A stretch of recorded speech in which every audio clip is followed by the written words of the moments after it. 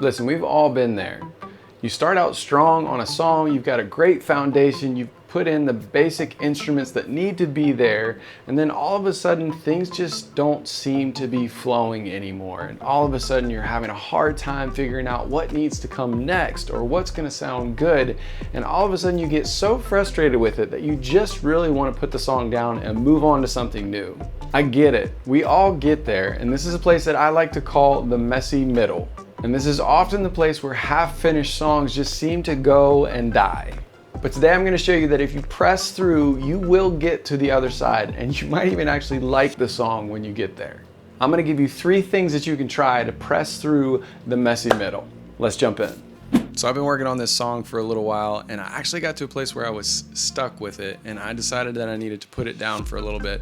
But then I realized I really just needed to kind of press through the song, press through this part that I call the messy middle, and figure out how to get something in there that would get me going again, get me excited about the song again, and start working me down a path of actually getting this song completed. So let me show you a little bit of where it was initially when I picked this up. I'm gonna mute out some of the tracks that I ended up putting in. So to mute things out, just in case you're wondering, you can press T, and then you can come in here and just mute out different parts. So I'm gonna mute out some of these different sections and then show you kind of where I was at initially and then what I started to do to work through that process and make it a little less messy. So this is the pre-chorus that I was working with at the time. Nothing is mixed yet, so it's just a lot of the raw tracks. I haven't started processing anything yet, so you're gonna hear it in its raw and ugly glory. But I think it's helpful sometimes just to be able to see different people's processes and what they're doing as they're putting together a song. So I wanted to share this with you guys. So here is the pre-chorus.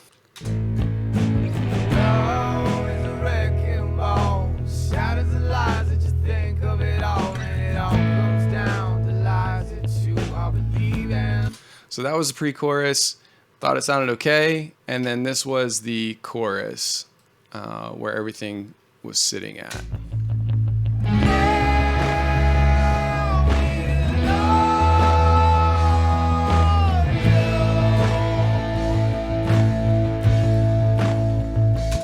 So it's not bad, but I felt like it was just missing some things in there.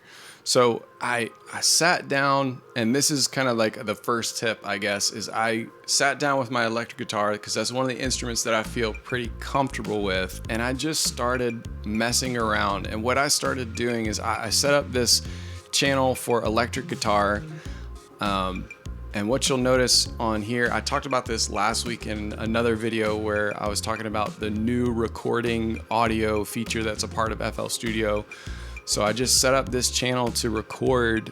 So that's the thing, is you find an instrument that you're really comfortable with, and then you just start recording stuff, and you start messing with different ideas and different parts that you think might sound okay. And then you just work it through until you find some inspiration.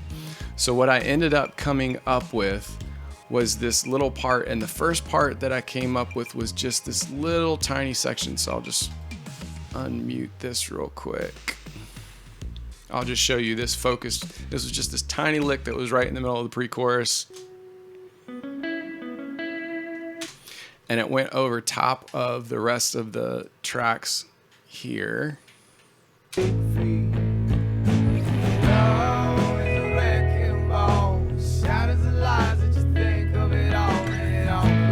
And that was a little bit inspiring to me. And I was like, okay, I can deal with that. So I put that through the track, and then I was like, man, I need to put something else in here. And so the second thing that I like to do when I get into these stuck positions is I will jump in and just grab an instrument that I'm not familiar with. Like try to find some sort of a new sound that is fascinating to me or that sounds interesting to me so that I can try something new. So I opened up Contact in this case, and I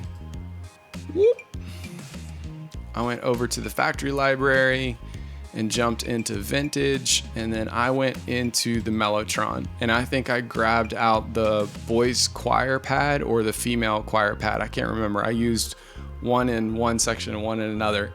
So I just started messing with that and found I was fascinated by the sound. I liked it a little bit. It kind of had a different texture to it. So I ended up just playing the chords that I was playing with the guitar, but just put this in for a little bit extra texture and background. So this is what that sounded like when I put this in for the pre-chorus.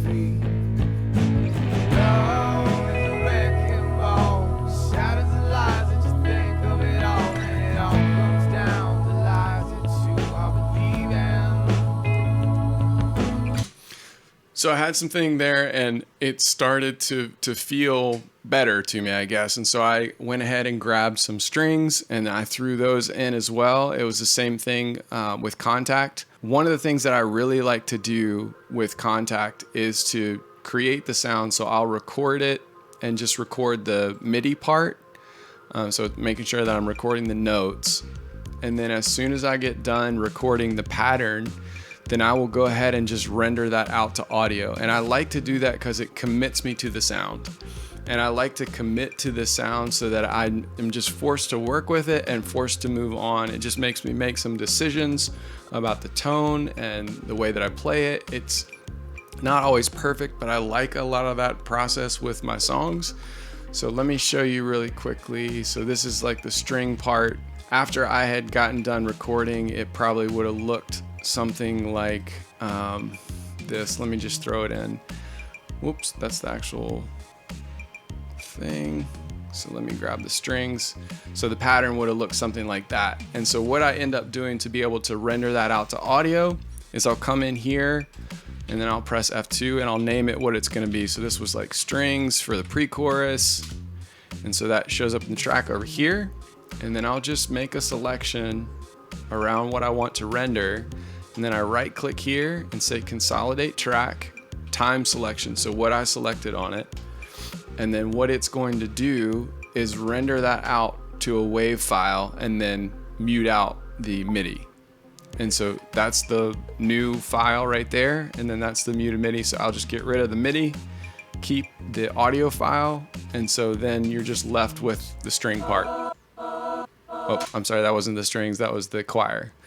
But you get the idea. So you render that out really quickly and you're left with the audio file to use. And so I had the parts for the pre-chorus and then I ended up going into the chorus and doing the same kind of thing, just putting in some extra things. So ended up putting in guitar and I actually recorded some extra drums and then also recorded another choir, but that one was a different version of the choir, and then some trumpets. And so I ended up with this in the chorus part.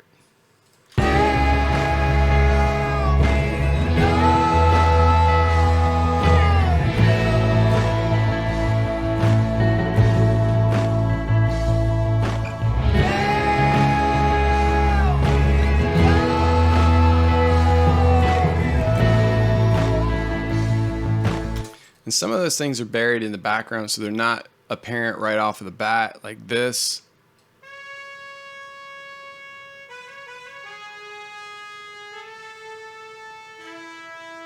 That's the trumpet, choir, the guitar,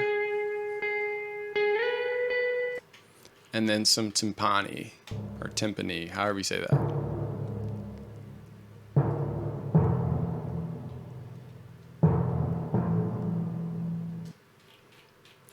So, and the third piece that I did for this one, especially for the trumpet thing, is I actually came in with my voice first. So I was listening to the thing and I'm sitting here coming up with a melody idea. So I make da, oh, I can't sing today. Da, da, da, da, da, da, da, da, da, da, da, da.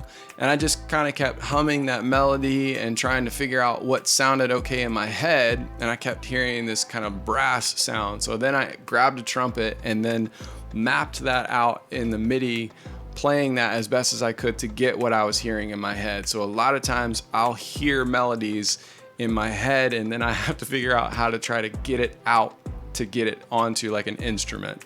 And so a lot of times what I'll do is I'll record the actual vocal of me trying to get the melody down, and then I'll go back and put that together with just playing the piano and putting those sections together.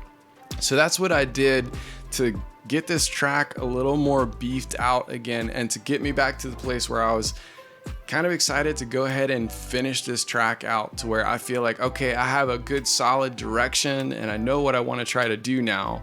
So my next steps for this song are going to be to work on the vocals a little bit more. I want to do some more takes of background vocals and some doubles and potentially some other ad-lib kinds of things.